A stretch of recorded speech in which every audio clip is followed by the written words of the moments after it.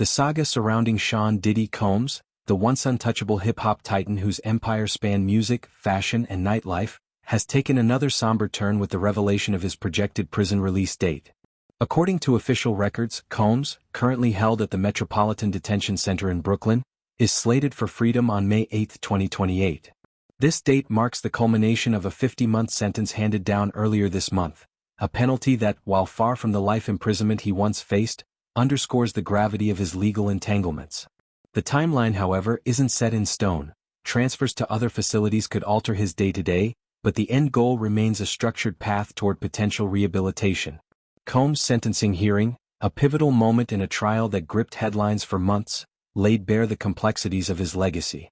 The 55-year-old mogul, who rose from Harlem's bustling streets to Bad Boy Entertainment's throne, stood before a Manhattan federal court judge who weighed his achievements against a litany of allegations.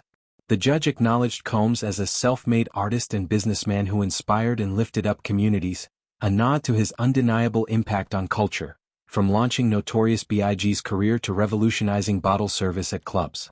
Yet this praise was tempered by a stark reckoning with his darker chapters, particularly the infamous freak-offs, marathon parties alleged to involve coercion, drugs, and exploitation. "You abused them physically, emotionally, and psychologically," the judge intoned, directing his words at the victims whose testimonies painted a harrowing portrait of power imbalances. The question lingered heavily: why did it persist for so long? The answer, as articulated in court, hinged on Combs' vast resources and influence, tools that allegedly shielded his actions from scrutiny. This unchecked authority, the judge emphasized, necessitated a firm response, not just for retribution, but to deter similar abuses in entertainment's shadowy corners. "The court is not assured that, if released, these crimes would not be committed again," came the sobering conclusion, a statement that reverberated through legal circles and beyond. The charges that led to this outcome, 2 counts of transportation to engage in prostitution, carried a maximum of 20 years, a far cry from the sex trafficking and racketeering indictments that loomed like a life sentence. In July, a jury acquitted Combs on those heavier counts, a partial victory that his defense team hailed as vindication. Yet, the prostitution conviction stuck, rooted in evidence of orchestrated interstate movements for illicit purposes. The father of 7, whose personal life has been as scrutinized as his professional one, has been in custody since his September 2024 arrest, a period that will count toward his sentence. This pretrial detention, often a grueling limbo for high-profile inmates, has already shaved months off his time, offering a sliver of mercy in an otherwise unforgiving process. Beyond incarceration, Combs faces ancillary obligations, a $500,000 fine to the court, alongside mandatory participation in mental health and substance abuse programs. These elements signal a judicial intent to address root causes, recognizing that Combs' story isn't merely punitive but potentially redemptive. Supporters point to his philanthropy, scholarships for underprivileged youth, community centers in overlooked neighborhoods, as evidence of a man capable of change.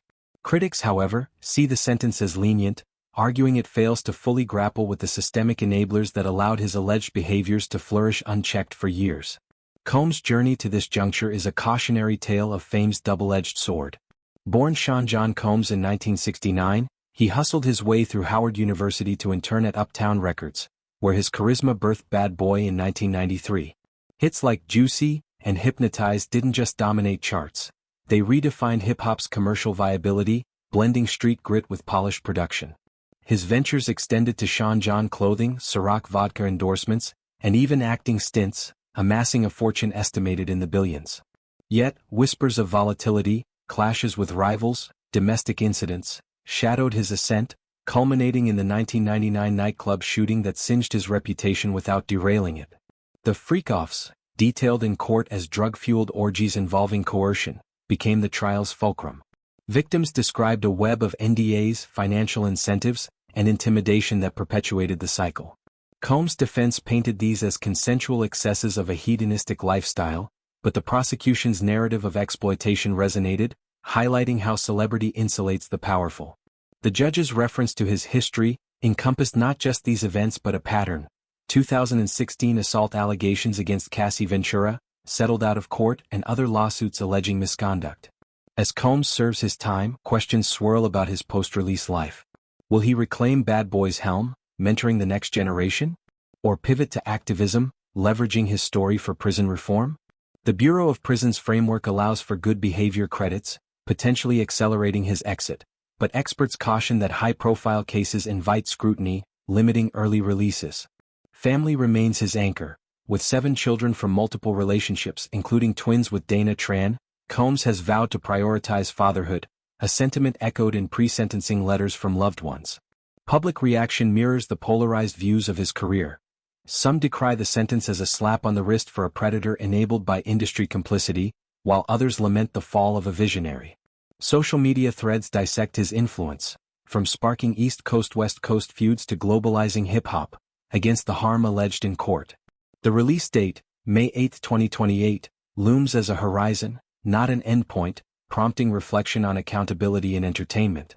In Brooklyn's stark confines, Combs confronts a stripped-down reality, far from the white parties and yacht soirees that defined his peak.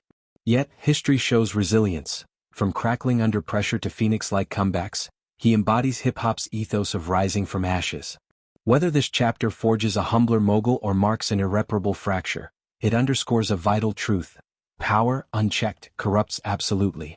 As the calendar ticks toward 2028, the world watches, wondering if redemption awaits or if scars will define his encore.